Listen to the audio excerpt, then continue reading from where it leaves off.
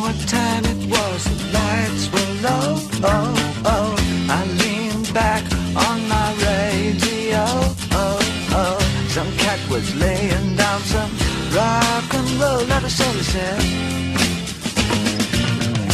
Then the loud sound, it seemed to fade. Came back like a slow voice on a wave of fate. That was no DJ, that was hazy cosmic jive. There's a starman waiting in the sky. He'd like to come and meet us, but he thinks he'd blow our minds. There's a starman waiting in the sky. He's told us not to blow it, 'cause he knows it's all worthwhile. He told me, let the children lose it, let the children use it, let all the children do get.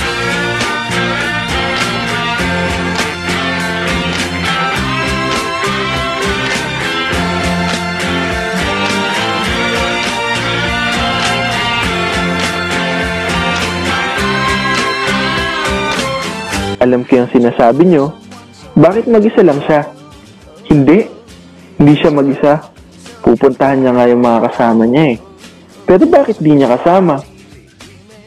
May kasama ring iba eh. Yung shota niya, basta mamaya makikita niyo sila.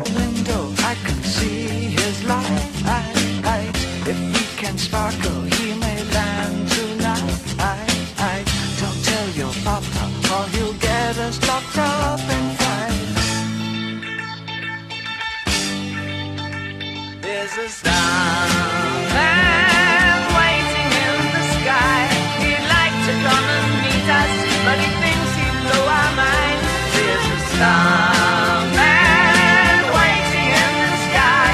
He's told us not to blow it, 'cause he knows it's all worthwhile. He told me, let the children lose it, let the children use it, let all the children boogie. Starman waiting in the sky. He'd like to come and meet us, but he thinks he'd blow our minds. There's a starman waiting in the sky. He's told us not to blow it, 'cause he knows it's all worthwhile. He told me, let the children lose it, let the children use it, let all the children lose. Ayun sila oh. Alam ko na iniisip nyo, may kasama siyang magsyota. Di ibig sabihin nun, third wheel siya. Oo. Pero hindi. Hindi lang to ganun kasimple. Ipapakita ko sa inyo kung bakit wala naman dapat ikahiya kapag ganito ang sitwasyon. At kung bakit merong mga bagay na di dapat kinakalimutan.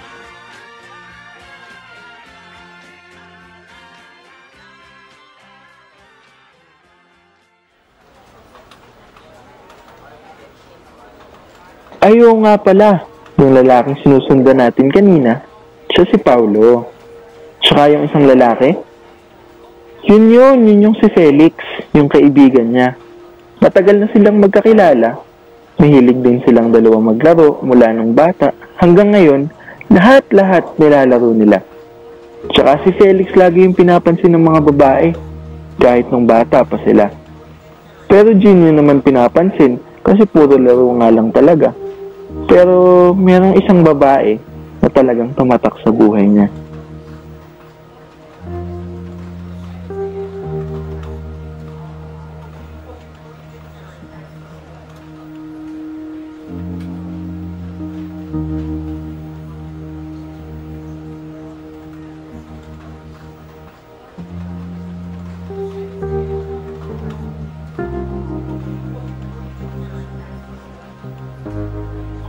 Siya si Althea.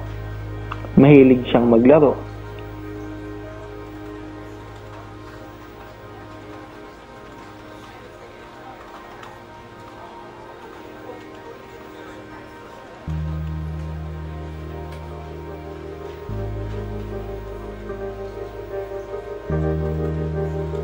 Tuwang-tuwa talaga si Felix nang makita niya ang galing nito maglaro.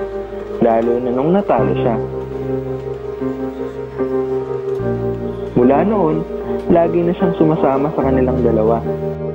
At mula noon, ginawa ni Paulo ang lahat para magkasama lagi sina Felix at Althea. Kahit mangyaring mag-isa lang lagi siya. Kasi kita niya naman kung gaano nila gustong magsama. At saka, hindi niya pa nakikita ang gantong kasi si Felix, kaya todo suporta naman siya.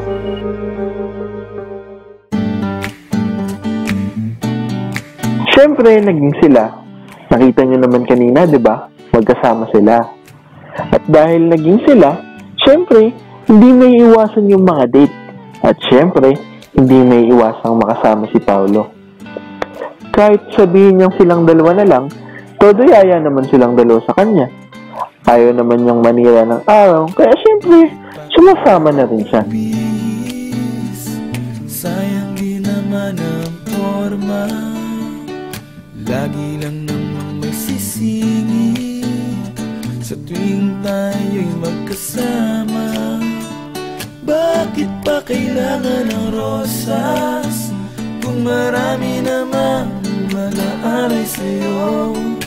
Upo na lang at aaway, maghihintay ng pagkakataon.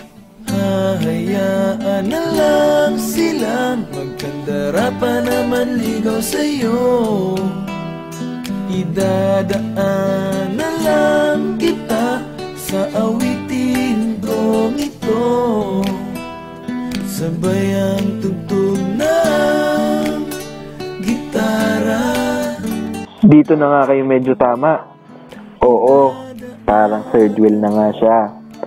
Pero maghintay lang kayo. Dito ganun kababaw. Bakit ko pa ikikwento sa inyo kung alam nyo naman pala ang sitwasyon niya?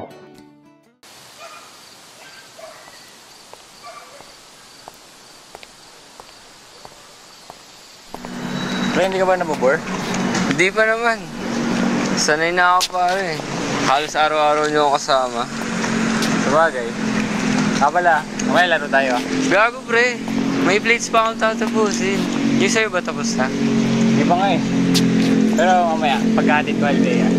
Sige, kabahala. Nga pala, yung sa convention. Kukunin ko na bukas yung pinag-reserve natin tickets. Yung nga pala. Sige.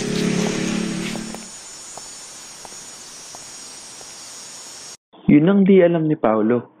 May hindi sinasabi sa kanya si Felix. Pre, ako nga pala. Ano yun?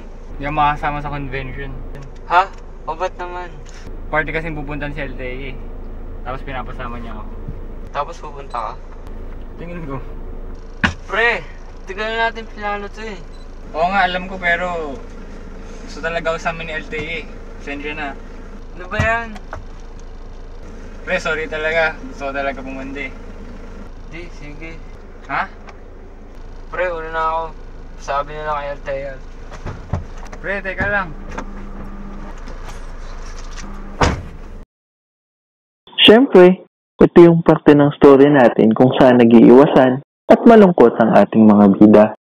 Di talaga ito may iwasan eh. Kaya panoorin na lang natin sila habang sila'y sumisenti. Samahan na rin natin ng malungkot na tugtog.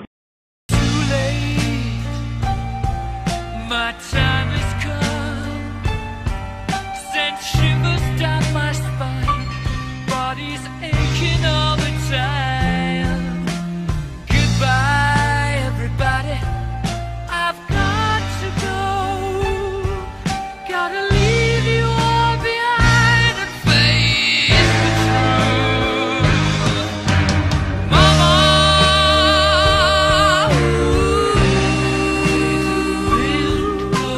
I don't wanna die. Sometimes wish I'd never been born at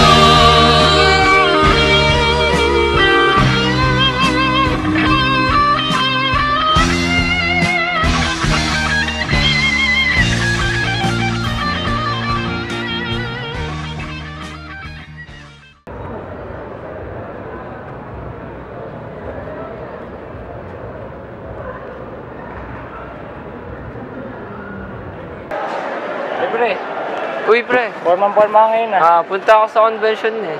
Ay, Napadaan lang ako dito. Ayun nga pala, pre. Pre, okay lang, huwag kang mag-alala. Mag-enjoy na lang kayo ni Althea mamaya sa party. Ano ba naman, pre? Galit ka ba sa amin, Althea? Galit? Bakit ako magagalit? Ang tagal na natin plinano to eh. Tapos pinili ko pang sumama sa party ni Althea. Hindi ako galit.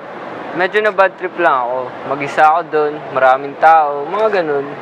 Hindi na nga tayo nakapaglaro eh kasi alis kami ni Althea eh. Yun nga rin eh. At least nakasama niyo ako palagi. Kaya nga namin sinasama eh, para magkasama tayo palagi. Kahit ganun, di na naman tayo gaano nag-uusap. Kinausap ka naman ni Althea eh. Hindi ka naman maupi sa amin dalawa.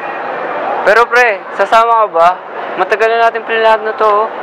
Yung nga sabihin ko eh. Ano? Di ka na naman makakasama? Bilisan mo, malilate na ako sa convention. Pero No? malam boy, pinayagan na nga ako eh. Sure ka dyan, sigurado Oo ka talaga. nga. Ayaw maniwala. O tara, sayang yung forma ko eh. Tara, Dito, please. dito. Ay, dyan ba? Dito na tayo.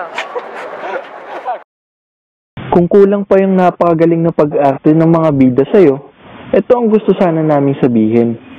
Ano man ang tingin sa'yo ng marami, ano man ang usapang kumakalat tungkol sa'yo, wala dapat itong malaking epekto sa buhay mo. At sa kung sino ka man. Di bali ng third wheel ka lang, kung nasa isip mo naman na magiging mabuti ka sa kaibigan mo. At importante lahat sa'yo, gusto mong maging masaya at maging makitang maligaya ang kaibigan mo. Sorry kung yun lang pala yung pinaghintay ko sa inyo ha. Sigurado ako, meron sa inyong alam naman kung ano yung mga sinasabi ko. Pero baka yung iba dyan, baka kailangan lang talagang marinig to.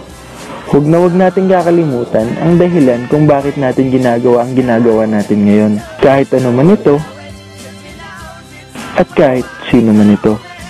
O diba? Sabi sa inyo eh, dito ganun kasimple.